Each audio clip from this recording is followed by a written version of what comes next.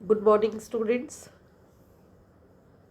Today, one more topic, Indian diaspora literature. So, I'm going to speak a little about Indian diaspora literature. And you all know that what is diaspora, but then I'm just telling you that diaspora means the movement of people away from their own country, their own place, we can say. मोटे तौर पे ये कह सकते हैं कि एक अपनी जगह को छोड़कर जाना. Even migration, urbanisation is also kind of diaspora. जो लोग गांव छोड़ छोड़ के शहर आ रहे हैं, वो भी एक तरह का पलायन ही है, वो भी एक तरह का माइग्रेशन है. That is also kind of diaspora, है ना. क्यों? क्योंकि लोगों का अपने देश से अन्यत्र पलायन. अन्यत्र पलायन मतलब मूवमेंट या माइग्रेशन. ओके.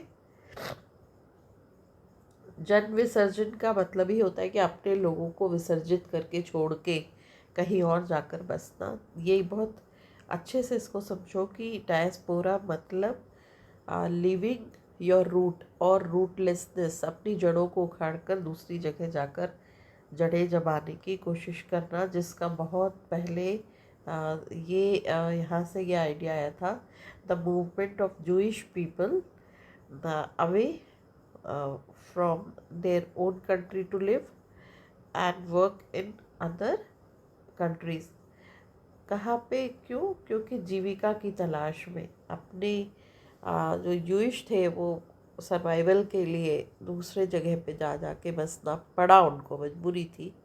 और इसीलिए पर जब वो जाते हैं अपने शहर को छोड़ के, अपने लोगों को, तो उनको किस किस तरह के मेंटल, फिज़िकल और बहुत सारे एस्पेक्ट्स इसके उनको फेस करना पड़ता है. वो सारी चीज़ें उसमें साइकोलॉजी बहुत इम्पॉर्टेंट है. मेंटल स्टेटस आपका, आप फिज़िकली सारी चीज़ें, you can arrange so many things, you can arrange your comforts and all, and may be your lifestyle must be maybe very high, very good, but then mentally you are not satisfied because you feel rootlessness. So that is called diaspora, है ना. You must have heard that Modi ji address Indian diaspora when he uh, went to America, London, whatever, wherever.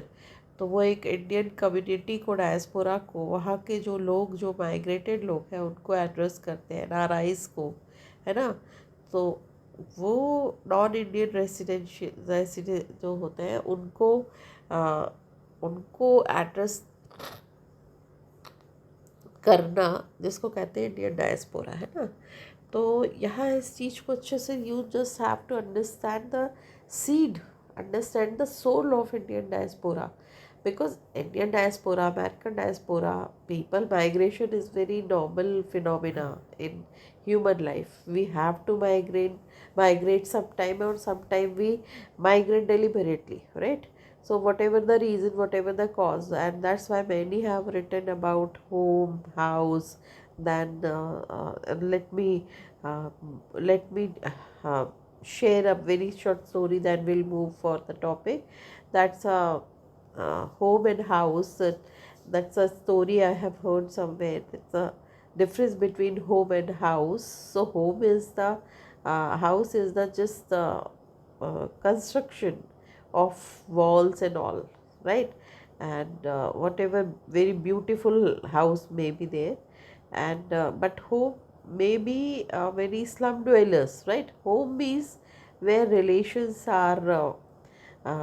relations are nurtured, where support for one another. So that family members, when they take care of each other, this is called home. That home can be a very small home, one room home, right? But home means attachment, home means care, home means um, uh, what we can say, that one to one, soul to soul talk, that is called home. So that is, which is never possible to live in a one place. We have to move. if I husband wife don't move, then their children will move, and that's why it is said that that's a husband wife parents, right? They make their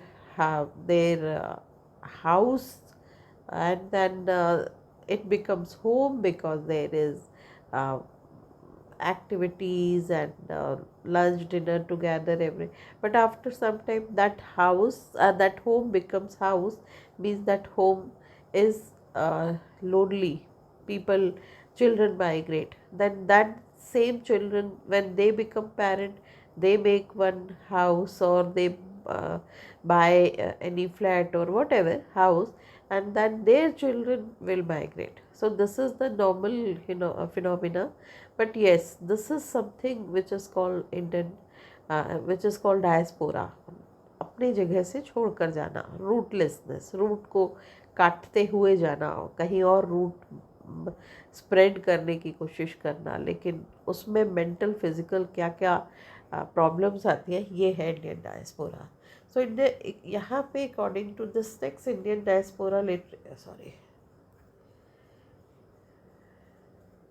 हाँ, so that is Indian diaspora literature encompasses works by authors. तो ये literature मतलब कि naturally works है ना, तो literature by works by authors of Indian origin who reside or write outside of India. या तो वो इंडिया के बाहर रहते हैं या बाहर जाकर कुछ लिखते हैं, तो उनको वो फील आता है. That is called Indian diaspora. Exploring themes of migration, कि अगर आप माइग्रेट होते हो, तो ये जो इंडियन डायस्पोरा है इसमें मेनली माइग्रेशन की बात होती है. आइडेंटिटी, क्वेस्ट ऑफ आइडेंटिटी भी बोलते हैं इसको, quest of quest of identity. हमेशा मेरी पहचान, मेरा अस्तित्व क्या है, मेरा अस्तित्व, that is called quest for identity or identity. So these novels, you will find these themes, migration, identity, uh, cultural displacement. उनका कल्चर अलग, उनकी ईटिंग हैबिट्स, उनका फंक्शंस, उनका सब कुछ अलग है. that is cultural displacement, often reflecting the experiences of living between two worlds. One world, our own world, which where we born, we uh, studied, right? And another world is where you they where your background is white, nothing is there. Suppose you move to London, you move to America, so when you start your life, so that your background again it's a blank slate, you have to start. So that rootlessness covers number of themes here. Key characteristics and themes: migration, of course, and displacement, because a central theme is the experience of leaving one's homeland and navigating a new cultural environment. Means migration is the main element of the diasporic literature, लेकिन उसमें सबसे ज़्यादा important है अपना homeland छोड़ के एक नए कल्चरल एनवायरनमेंट को अपनाने की कोशिश, right? So that is migration and displacement. ये this the major theme of any diaspora literature. Number 2, identity and belonging.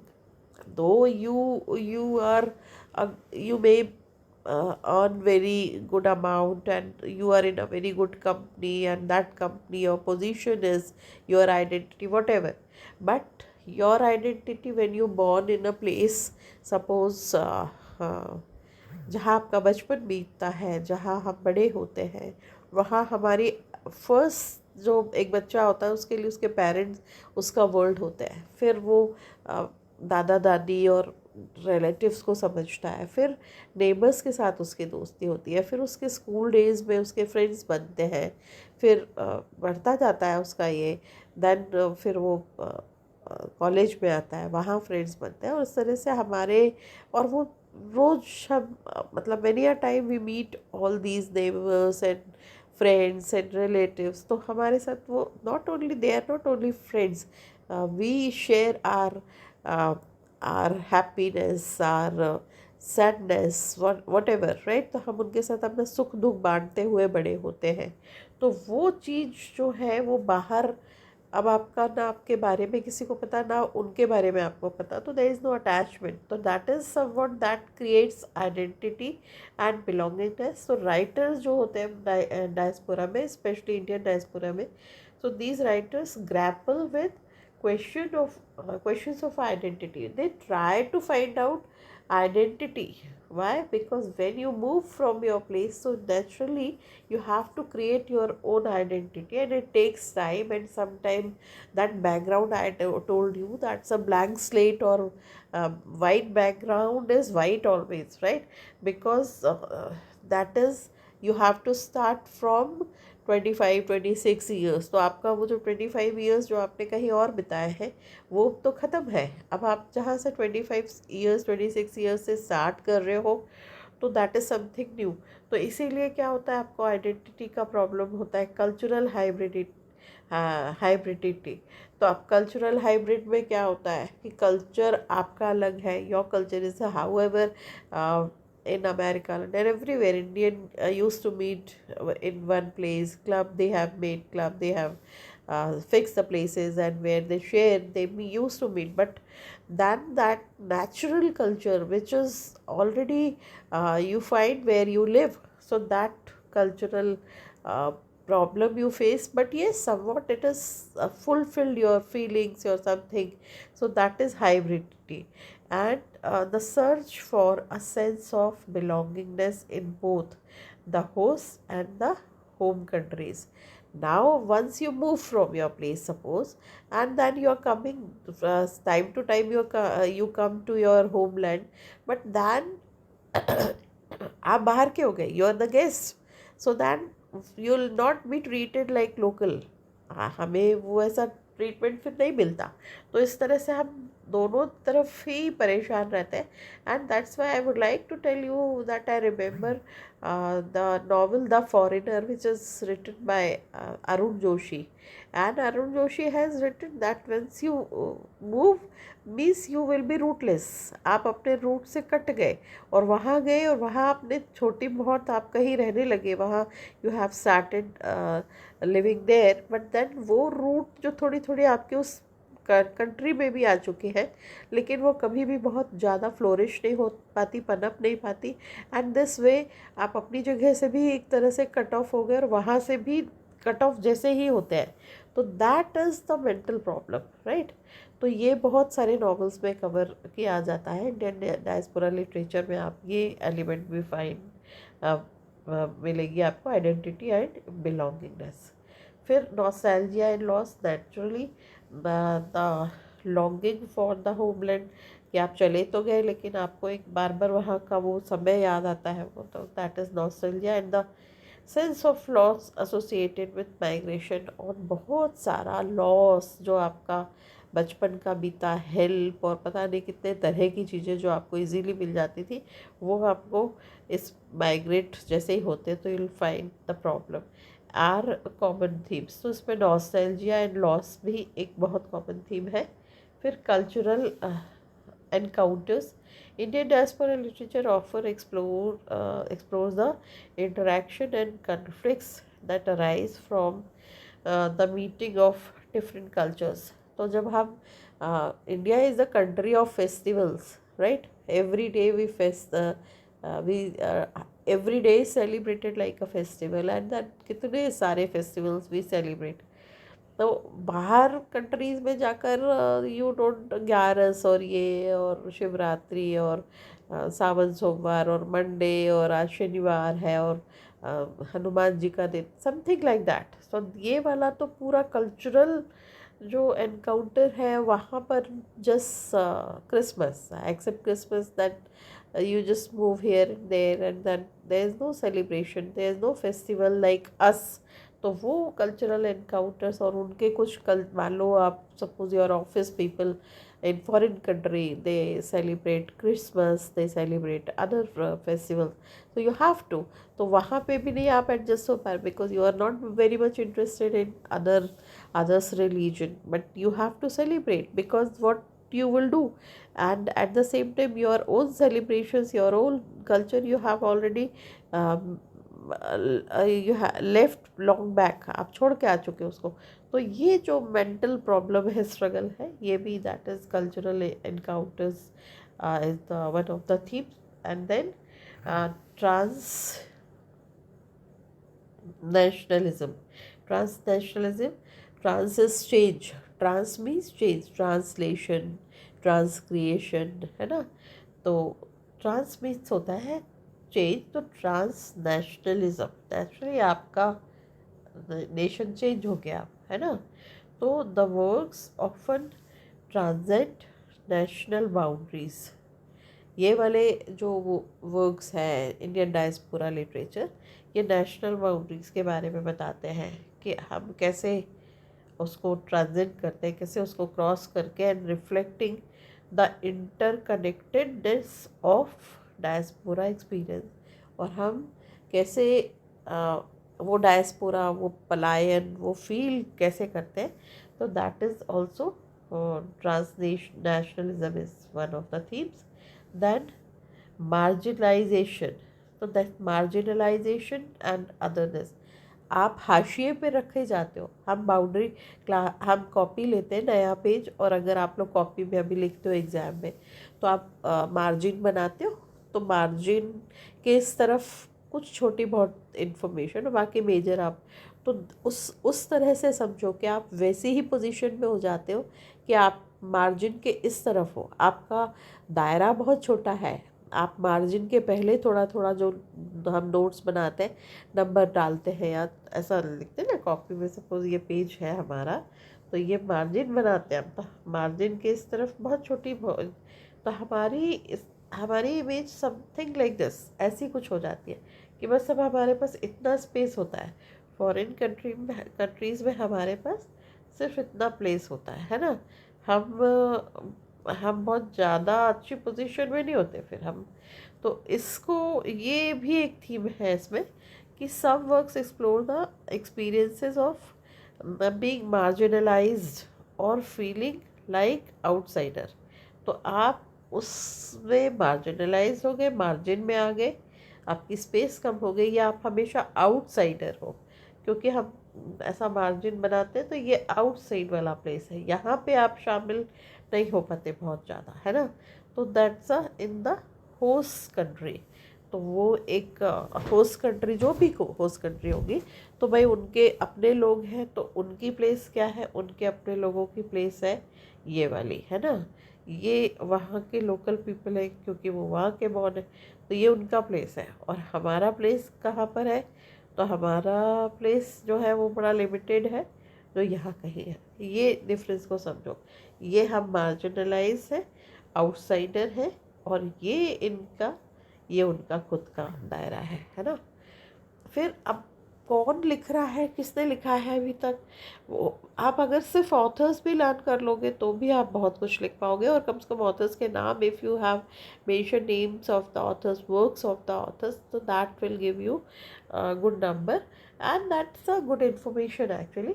So V.S. Naipaul, a Nobel laureate known for his novels and essays exploring the complexities and post-colonial identity, है ना।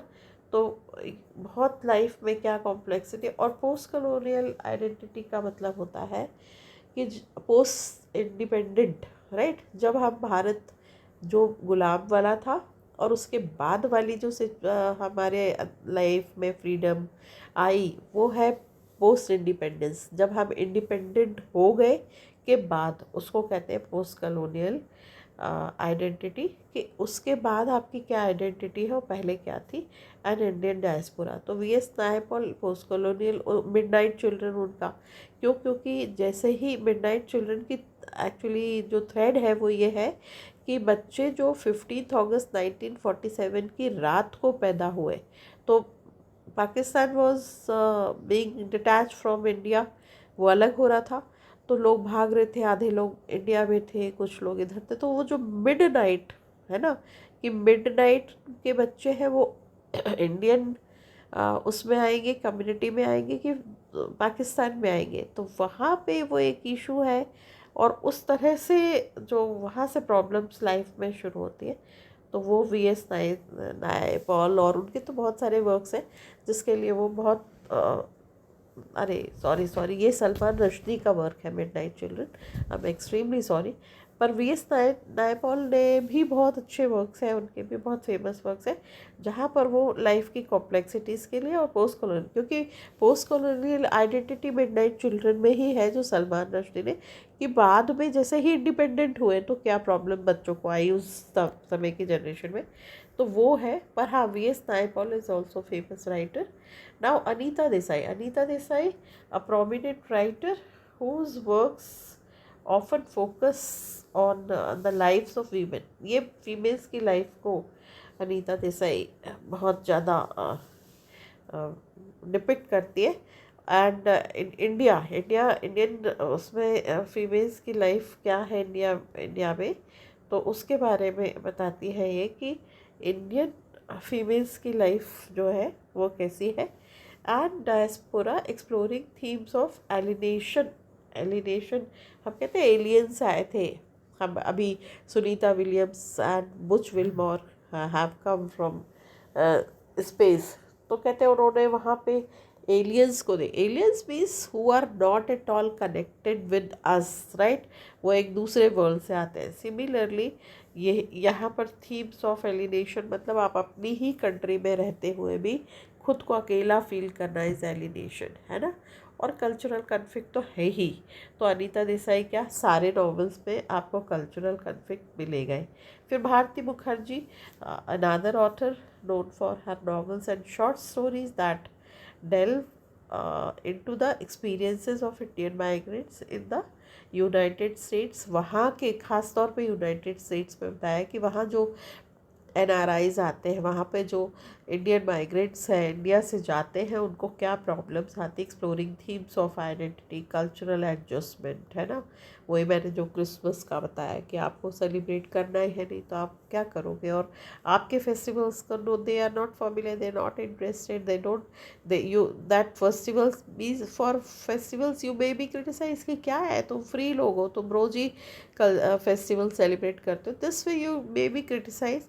तो ये सारा भारती मुखर्जी ने इस पर लिखा है। फैमिली डायनेमिक्स कि एक फैमिली, इंडियन फैमिली है, जॉइंट फैमिली है, एक्सटेंडेड फैमिली है, आप कैसे रिस्पेक्ट करते हैं, कैसे केयर करते हैं। वहाँ पे कैसे होता है कि 18 ईयर्स का बच्चा automatically they are separated and then they do, अभी थोड़ा इंडिया में भी होने लगा, and then they do what they want. तो ये जो इंडियन फैमिली डायनेमिक्स है, यहाँ पर इन्होंने ये भी दिखाने की कोशिश की है ना। फिर झुम्पा लहरी बहुत फेमस ऑथर है, पुलित्जर प्राइज विनिंग ऑथर है ना। Jhumpa Lahiri Pulitzer prize winning author है and whose works often focus on the lifes of Indian immigrants in the United States, क्योंकि वो रहती ही यूनाइटेड स्टेट्स में है। और ये सीनेट में भी, पॉलिटिक्स में भी इनका, जब ओबामा थे तो ये कुछ उनकी कोई पोजीशन थी। तो इस तरह से she lives in United States exploring the theme of identity, cultural adjustment, ये तो सब ऑलमोस्ट कॉमन है। हाँ, Salman Rushdie celebrated novelist known for magical realism, right. ये बाद में आपको बता दूंगी मैं, magical and exploration of themes of identity, culture, politics, and often drawing of his own Indian heritage, है ना। इसमें पता नहीं उनका नाम क्यों नहीं है, पर आप देखना, अरुण जोशी, बहुत अच्छी नॉवल है उनकी, द फॉरेनर, वो भी he is one of the best authors of India. फिर Rohinton Mistry, Canadian writer of Indian origin known for his novels, है ना। तो ये कैनेडियन राइटर है और ऑफ इंडियन ओरिजिन है, known for his novels and short stories, Canada में रहते हैं, that explore the experiences of Indian diaspora in Canada। वहाँ पे कि कनाडा में जो लोग बस गए इंडियन, उनको क्या प्रॉब्लम आती है, वो उसके बारे में रोहिंटन मिस्ट्री ने लिखते हैं। He is famous for Canadian, मतलब कनाडा, कैनेडियन डायस्पोरा है ना। फिर किरण देसाई अनीता देसाई की डॉटर है, a writer known for the novel the inheritance of loss, है ना, बहुत फेमस नॉवल है इनका।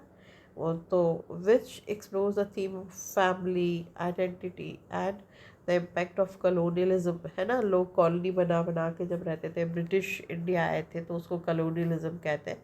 तो उसका इम्पैक्ट क्या हुआ हमारी लाइफ में, क्या हुआ, which is covered by Kiran Desai. फिर Meena Alexander, Meena Indian name है और अलेक्जेंडर फॉरेनर, किसी फॉरेन से उन्होंने शादी की होगी। तो the poet and essayist who explores the themes of identity, आपने देखा सब में है। एग्जाइल, जब आप बाहर आप चले जाते हो, आपको एक तरह से बाहर जाके रहना पड़ता है, एग्जाइल हो जाते हो आप, वनवास में चले जाते हो, है ना, वन के वास में, वन में रहने चले जाते हो, वहाँ वास करना पड़ता है, मतलब आप दूसरी कंट्री में, that is called exile and experiences of Indian diaspora. फिर Chitra Banerjee, Chitra Banerjee Indo American poet and author known for her works that explore the experiences of South Asian migrants, है ना। ये किसको स्पेशली कवर करती है, साउथ एशियन, साउथ के तमिलनाडु मलयालम केरल के लोग जाके अगर यूएस में सेटल हो गए तो चित्रा बनर्जी उनके बारे में ज़्यादा शी कवर्स दीज पीपल, है ना। फिर मंजुला पद्मनाभन, अ play right, journalist, comic strip artist and illustrator known for her work that explores themes of migration, marginalization, है ना, कि आप हाशिए पे कैसे, एंड सेपरेशन, कि आपको लोग किस तरह से अकेला, और आपको बाहर वाला outsider, you will be treated as an outsider, वो मंजुला पद्मनाभन कवर करती है। फिर Anita Rao Badami, a writer of South Asia वो सेटल इन कैनेडा, ये याद रखना सारे places, known for her novels that explore the intricacies of Indian families, कि हमारे यहाँ क्या क्या life and the cultural gap encountered the immigrants of west, है ना, कि वहाँ जाके बसने से हमारी मेंटल स्टेटस कैसे चेंज होती है, साइकोलॉजी कैसे चेंज होती है, फिर हम इंडिया आते हैं तो किस तरह के प्रॉब्लम्स फेस करते हैं। तो ये अनीता राव बादामी है, उन्होंने किया। और एक और है जय चक्रवर्ती, तो short story writer known for his realistic depiction of human emotions, है ना। ह्यूमन इमोशंस बहुत इम्पॉर्टेंट है and experiences often exploring the theme of identity and belonging, कि ह्यूमन इमोशंस हम सिर्फ मेंटली स्टक हो जाते हैं कहीं भी, कि जैसे अगर आप फॉरेन में सेटल हो गए कहीं भी, कनाडा में, अमेरिका, लंदन, कहीं पर भी, तो जब आप सेटल हो जाते हो, आप लाइफ स्टार्ट कर देते हो, आपके फ्रेंड्स भी बनने लगते हैं, आप शायद सेलिब्रेशंस भी करते रहते होगे, लेकिन अचानक से आपको एक कोई बात है जो that takes to you to your native place, आपके गाँव ले जाती है, and then you stuck with all, वहाँ आप मेंटली अगर आप स्टेबल नहीं हो पाते उस समय, तो फिर आप फिज़िकली नेचुरली उस तरह से मूव नहीं कर पाते, तो वो चीज़ें आपकी लाइफ में अफेक्ट होती है। These all are covered by these authors, है ना। फिर हिस्टोरिकल कंटेक्स्ट क्या है, the Indian diaspora's relationship with English literature dates back to the colonial era, है ना, वहाँ से लोग लिख रहे हैं इंडियन डायस्पोरा के बारे में। When English education and institutions created opportunities for Indians to engage with Western literature and develop their own literary tradition. Western literature बहुत famous develop था, तो इंडियन लिटरेचर में भी वो हमें ये अपॉर्चुनिटीज़ मिली हुई थी, है ना। तो which was Indian education and institutions created opportunities, उन्होंने एक अपॉर्चुनिटी दी for Indians to engage with western literature, तो वेस्टर्न लिटरेचर पढ़ने का मौका मिला, तो फिर धीरे धीरे लोगों ने इंग्लिश में लिखना, Indian people have started writing in English, and वहाँ से फिर वो फॉरेन चले गए या इंडिया में है या जाके वापस आ गए, कोई भी सिचुएशन हो सकती, but then they started writing. तो उन्होंने वो जो एलिनेशन है, वो जो आइडेंटिटी है, बाहर जाने से क्या होता है, माइग्रेशन के साइड इफ़ेक्ट्स बोल सकते हो आप, उसके बारे में लिखा, दैट इज़ क्यों? क्योंकि हमको historical history says that Indian were given opportunity to read western literature, तो उसके कारण फिर उन्होंने एक नया लिटरेचर डेवलप किया जिसको इंडियन डायस्पोरा लिटरेचर कहते हैं ना। फिर post independence Indian writers continued to write English, often exploring themes of identity, belongingness and complexities of cultural exchanges. ये तीन तो बहुत ही इम्पोर्टेंट इसके एलिमेंट्स हैं डायस्पोरा के। तो यहाँ पे इन्होंने पोस्ट कॉलोनियल मतलब इंडिपेंडेंस के बाद, है ना, जब हम आज़ाद हो गए तो इंडियन राइटर्स ने लिखना शुरू किया इंग्लिश में। इसीलिए इंडियन राइटिंग इन इंग्लिश को पहले 2-3 नाम इसके बदले गए, लेकिन finally it was decided Indian writing मतलब इंडियन कल्चर, इंडियन लोग, इंडियन सारे कैरेक्टर्स आपको उसमें इंडियन मिलेंगे बट इन इंग्लिश। पर लैंग्वेज क्या है उसकी? इंग्लिश है, तो इसीलिए इसको इंडियन राइटिंग इन इंग्लिश भी कहते हैं। सिग्निफिकेंस ये कि Indian diaspora literature provides a unique perspective of on the Indian experience, exploring the complexities of migration, identity, and cultural exchange. It has contributed significantly to the development of English literature. तो उससे English भी improve हुई पढ़ने से, enriching it with diverse voices and uh, perspective अलग अलग तरीके से। इतने सारे ऑथर्स हैं जो इंडियन डायस्पोरा मतलब बहुत बड़ा, और इंडियन डायस्पोरा के बारे में लिखते हैं। अलग अलग फील्ड्स, अलग अलग एक्सपीरियंसेस हमारे सामने आते हैं। तो this is the important literature and it serves as the powerful medium for understanding the experiences of Indian diaspora. कि भाई आपका बच्चा अगर जा रहा है तो आप उसने अगर if he has studied Indian diaspora, so he will be able to understand that's what problem he is going to face. तो थोड़ी उसकी problems can be diluted, right? So this way literature is always useful for our mental status also.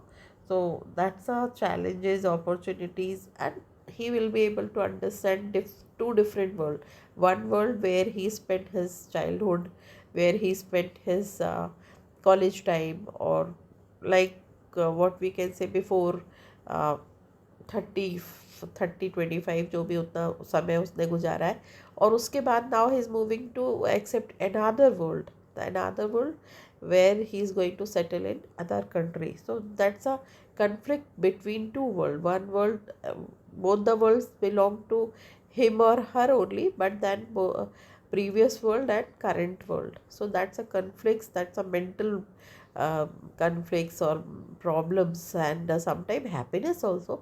So that's what kind of situations he has to face. uh, so that is if he has read already, if he has read Indian this literature, so he would connect himself with the character, and it is somewhat or some way that is very helpful to every person, right? So this is the introduction of Indian diaspora literature. Okay, thank you so much. Bye.